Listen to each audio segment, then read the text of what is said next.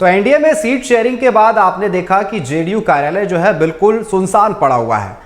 ऐसे में जो है अब सीट शेयरिंग के बाद जो है किचकिच भी शुरू हो गई है और जेडीयू के जो प्रदेश प्रवक्ता है सागर कुमार, उनका भी बयान सामने आया है। उन्होंने कहा है कि जिस तरीके से आज यहां पर आजसू और बीजेपी की तरफ से पीसी की गई, उसमें जेडीयू के कोई भी प्रतिनिधि मौजूद नहीं थे। साथ ही साथ जेडीयू का कोई बैनर भी वहां पर नजर नहीं आया। उनका साफ तौर पर कहना है कि वो 11 सीटों पर चुनाव लड़ने की बात कर रहे हैं, लेकिन उन्हें महज 2 सीट दिया गया। ऐसे में उनकी नाराजगी देखने को मिल रही है। उन्होंने क्या कुछ कहा, ये आपको सुनाते हैं। सागर टीवी 45 में आपका स्वागत है। आपने देखा कि एनडीए ने अपनी घोषणा सीट शेयरिंग को लेकर कर दिया है। ऐसे में जदयू को महज 2 सीट मिलना और आपके प्रतिनिधि को प्रेस कॉन्फ्रेंस में मौजूद रहना, क्या माने, आप लोग उससे असंतुष्ट हैं? देखिए, सीटों की तालमेल को लेकर के बातचीत अभी जारी है भारतीय जनता पार्टी के साथ। जहां तक 2 सीटों की बात है, इस संबंध में पार्टी के जो प्रदेश के अध्यक्ष हैं खीरू महतो जी, वो लगातार प्रयासरत है कि झारखंड में पार्टी की सीटें बढ़ें। और इस निमित्त आज उन्होंने पार्टी के जो कार्यकारी अध्यक्ष है संजय झा जी, उनसे और पार्टी के केंद्रीय मंत्री जो भारत सरकार में ललन सिंह जी, उनसे दिल्ली स्थित उनके आवास पर मुलाकात की है।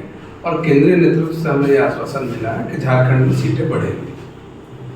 तो जदयू को 2 सीट मिलना है। यहाँ से आप अपने कार्यकर्ता को 81 विधानसभा क्षेत्र है, और ऐसे में आप अपने कार्यकर्ता को कैसे समझाएंगे? देखिए, हमने पहले भी कहा कि पार्टी चुनाव गठबंधन के तहत लड़ रही है, और जब गठबंधन के तहत चुनाव लड़ रहे हैं तो सभी 81 सीटों पर हम चुनाव लड़ें, ऐसा संभव नहीं है। अन्य सहयोगी दलों का भी ख्याल हमको रखना पड़ता है। लेकिन हाँ, 2 सीटों की जहाँ तक बात आ रही है, तो 2 सीटें नहीं, सीटों की संख्या कुछ बढ़ेगी। इसको लेकर के भारतीय जनता पार्टी का जो नेतृत्व है और जनता दल यूनाइटेड का जो नेतृत्व है, आपस में बातचीत चल रही है। बहुत जल्द इसका कुछ फलाफल सामने आएगा। आप लोगों की कितना सीट का मांग है? नहीं, हम लोगों की तो मांग 11 सीटों की थी, जो हम लोग शुरू से अपने राष्ट्रीय अध्यक्ष को हमने सूची सौंपी थी 11 सीटों की। लेकिन अब 11 सीटों पर चुनाव में लड़ पाना संभव नहीं नजर आ रहा है। लेकिन 2 सीटों पर भी चुनाव लड़ना मुझे नहीं लगता है कि ये सम्मानजनक समझौता है। तो हम चाहेंगे कि हमारी सीटें बढ़े, और इसको लेकर के हमने पार्टी का जो राष्ट्रीय नेतृत्व है उसको पार्टी के प्रदेश अध्यक्ष ने अवगत कराया है, और बातचीत जारी है भारतीय जनता पार्टी के साथ। तो इसे हम क्या माने कि भाजपा का एक तरफा घोषणा है, या आपके पार्टी, अभी आप बोल रहे हैं पार्टी से बात हमारी चल रही है और हमारे प्रदेश के लोग उनसे बात कर रहे हैं, तो एक तरफा ये घोषणा है क्या?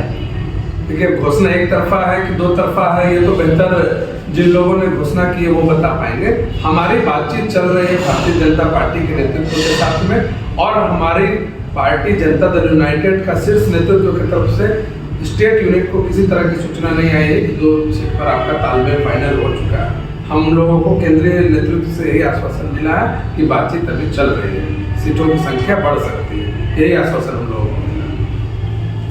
तो ये थे प्रदेश प्रवक्ता सागर जी, जिन्होंने बताया कि अभी हमारा सीट शेयरिंग का क्लियर नहीं हुआ है, हमारे प्रदेश के लोग बात कर रहे हैं, और ये हम लोगों की 11 सीट मांग थी। अब आगे देखते हैं कि इनकी मांगों को लेकर कितना ये खरा उतरते हैं।